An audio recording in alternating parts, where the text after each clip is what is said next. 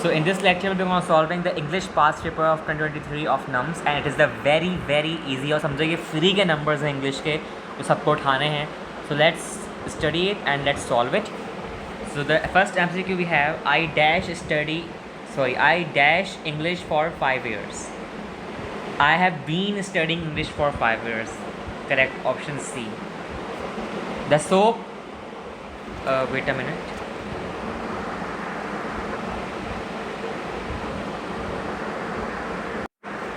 या प्रॉब्लम हो गई थी, 1 मिनट इसको सही कर लूँ थोड़ा.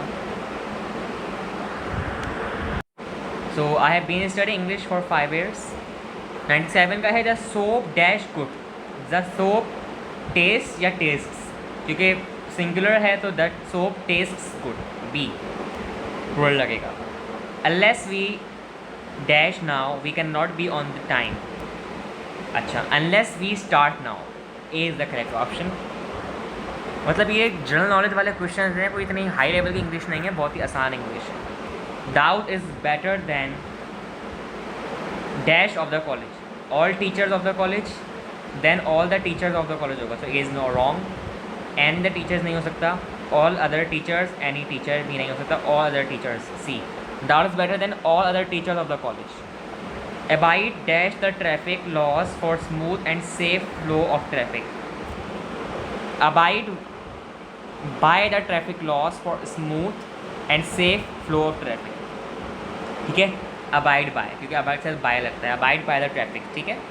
He prefers death over, या फिर इसके दो हो सकते हैं, या तो over या फिर to. He prefers death to dishonor. वैसे इसका होना चाहिए grammatically to, because he preferred death to dishonor. D. ठीक है. What, जैसे कि इसका हम कर सकते हैं I prefer rice to I prefer a cup of tea to a coffee. इस तरह भी कर सकते हैं. What does the word surplus mean? Surplus का मतलब होता है in excess amount. A. Okay. What does the word spill mean? Spill का मतलब जो है आपके पास किसी चीज़ को फैलाना या फिर स्प्रेड करना. So the correct option is D, spread. What does the word curious mean? The word curious means someone who is very excited or who is very in detail. So in detail का मतलब keen, very keen focus or very curious. Pick sentence with correct punctuation. He had one motto, serving humanity. He had one motto, serving humanity. He had one motto, serving humanity. He had one motto, serving. ऐसा देखो, जो columns वगैरह लगे हुए ना उसको काट दो.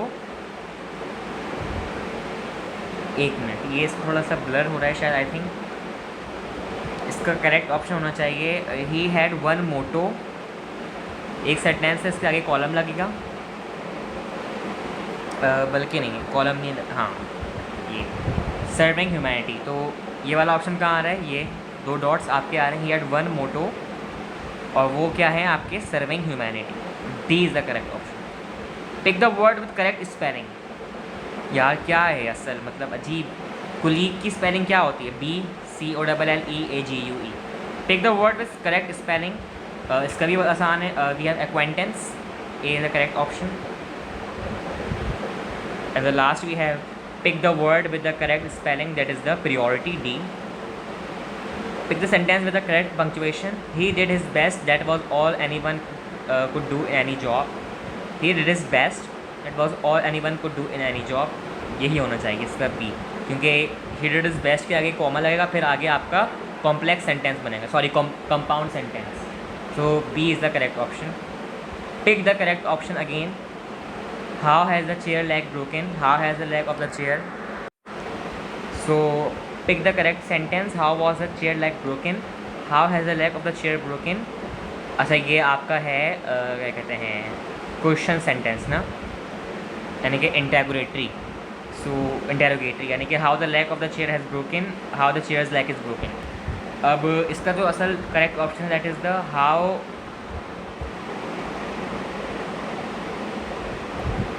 Has the leg of the chair broken. यानी कि कैसे लेग, चेयर का लेग ब्रोकन हुआ. हाउ हैज़ द, के सेंटेंस है आपका हैज़ और ब्रोकन. हैज़ का आपकी सेकंड फॉर्म लग रही है How has the leg of the chair broken? So B is the correct option. So in 5 minutes we have completed this lecture of English. I hope you got it. You got all the point, and and it's very easy. Okay.